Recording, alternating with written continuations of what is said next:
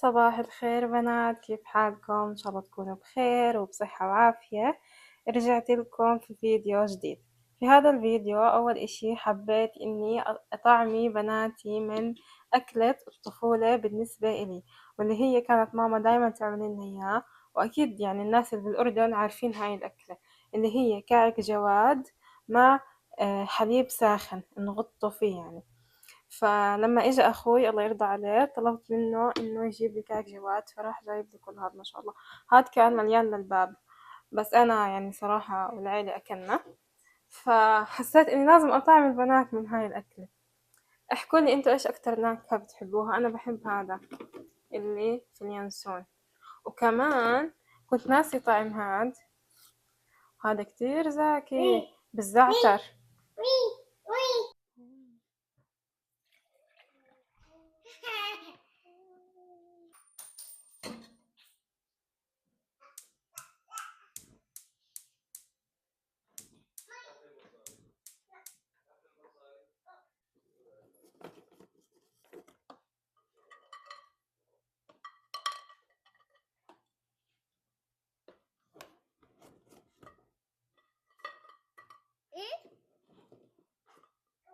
لولا بتحب البسمسم.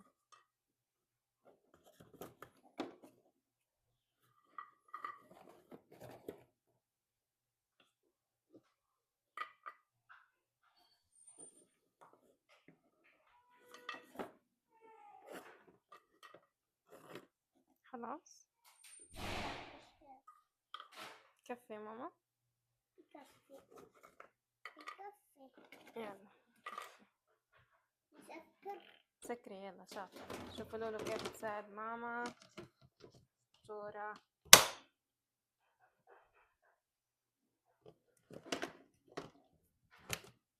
طبعا الله يرضى عليها ماما في الأردن صفطت لي إياه حبة حبة حبة حبة عشان التبروير ياخد أكبر عدد ممكن من الكعك.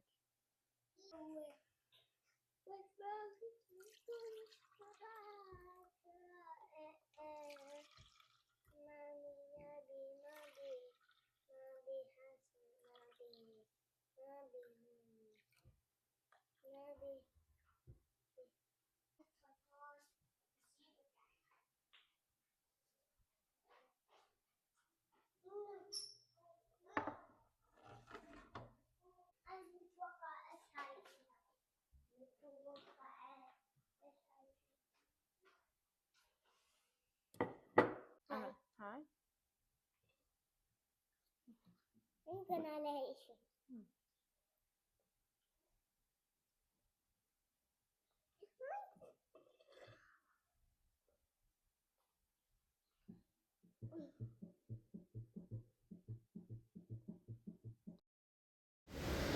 تاليا كبت كاسة الحليب وهي بتشرب على الأرض وعلى الكرسي وعليها، فاضطريت إني أشطف الأرض طبعا بعد ما أمسح الحليب علشان ما يزنخ، وأغسل الكراسي وأحمم توتو. كل هذا على الصبح. بعد ما فضت الحليب طبعا مسحنا الحليب بالأول، بعدين هلا بدي أستغل هاي المقاطع وأذكر الفكرة يلي أنا دايما بذكرها في فيديوهاتي، إنه الأم لما تشتغل في البيت حتى لو شغل طلعلها وهي مو مخططة إله، إنها تنوي لله سبحانه وتعالى وتنوي العمل كله لله سبحانه وتعالى. فبتصير بدل ما هي مشتغلة، يعني هي هيك أو هيك مشتغلة، فبدل ما هي تكون مشتغلة من غير أجر، لما تنوي بتاخد أجر بتصير إله فايدة. طلبت يا بنات من شي هيك طلبية خفيفة لطيفة لرمضان. أكيد بدي أحكي إنه رمضان مش لللبس ولا للأكل ولا للطلعات ولا لأي شي من هاي الأشياء، يعني بس أنا بالنسبة إلي ما بشوف فيها إشي لو الواحد يعني اهتم في حاله واهتم في أكله واهتم في بيته بجانب أكيد العبادات. المهم هاي طلبية هيك صغيرة زغنوطة من شي خلينا نفتحها مع بعض.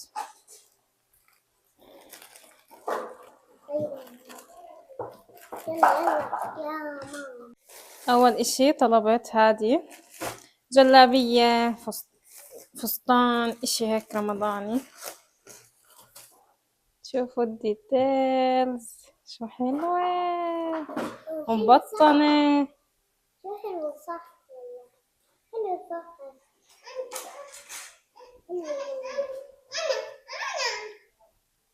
شوفوا كيف هي بتيجي واسعة لأنه نظام رمضاني. شوفوا كيف فيها هيك مثل تطريز كمان على ايديها. تطريز صراحة كتير حلوة وتقيلة يا بنات لأنه شوفوا مبطنة كتير تقيلة حلوة كتير كتير. شوفوا بس يا بنات بدها كوي.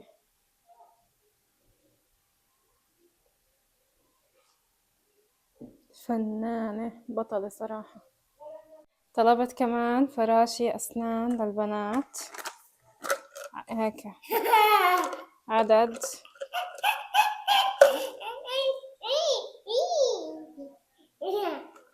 مسكينة يا ماما.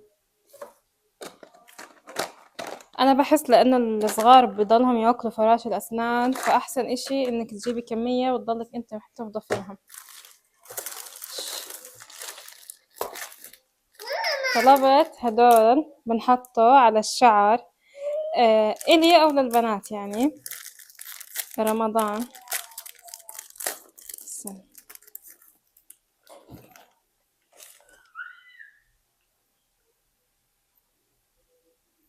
شوفوا أول إشي فيه مثل هيك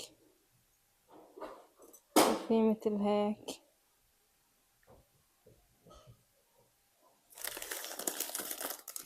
زي هيك بيجوا. وطلبت كمان طاق.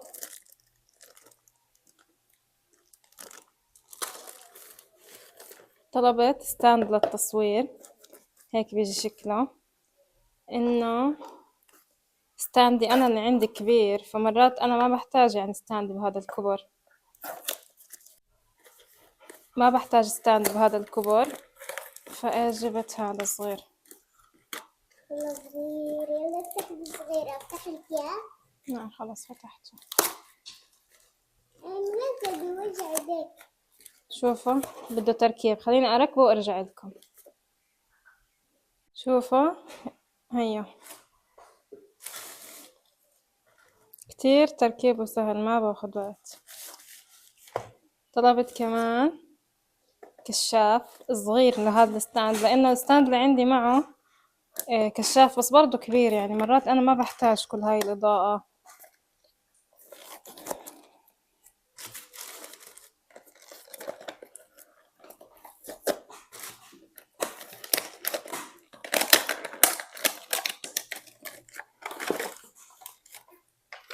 بيجي معه شاحن وهيك هو تعلق على الجوال. كيف بيشتغل؟ هي 3 إضاءات.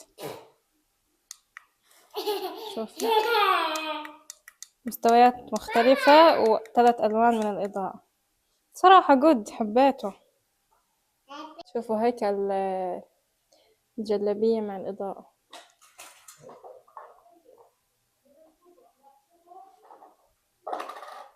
بس هيك كانت طلبيتي لشيئا. شوفوا خفيف صغيرة لطيفة.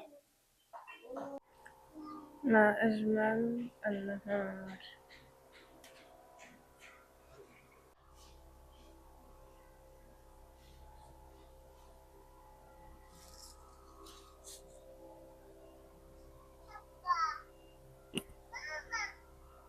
شوفوا يا بنات شوفي هناك بطاطا. شوفوا طلع بطاطا من اللي زرعناها.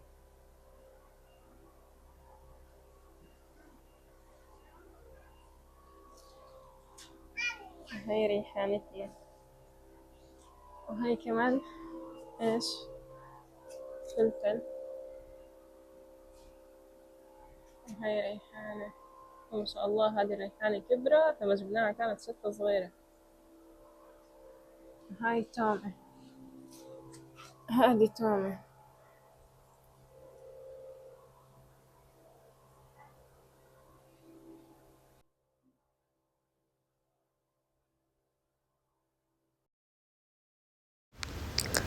وآخر الفيديو حبيت أشارك معكم طريقة الصلصال المنزلي.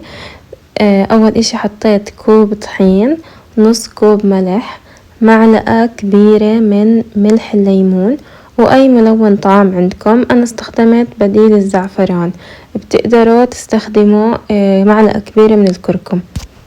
خلطت كلياتهم على البارد، بعدين أضفت لهم معلقة من زيت القلي، بس معلقة واحدة، وكاسة مي، أكيد نفس كاس اللي عيرت فيها الطحين، مي عادي من الحنفية، ولا باردة ولا سخنة. وبعدين على نار واطية ضليت أحرك فيهم على بين ما صارت عندي عجينة. لما صارت عندي عجينة خليتها تصير دافية، وبعدين عجنتها أنا بإيدي. هلأ أولها بتكون تلزق، بس لما تضلوا تعجنوا فيها بتبطل تلزق. بس كتير البنات انبسطوا عليها، والإشي الحلو فيها إنه هي صحية، يعني ما فيها مواد حافظة، لو إجت على تمهم لو إجت على عينهم يعني عادي ما في مشكلة. وبس يا بنات، لهون بكون وصلت معكم لنهاية الفيديو. لا تنسوا تحطوا لي لايك أسفل الفيديو، كمان تكتبوا لي كومنت، وتتأكدوا إنكم عاملين اشتراك في القناة. بشوفكم في فيديو جديد، مع السلامة.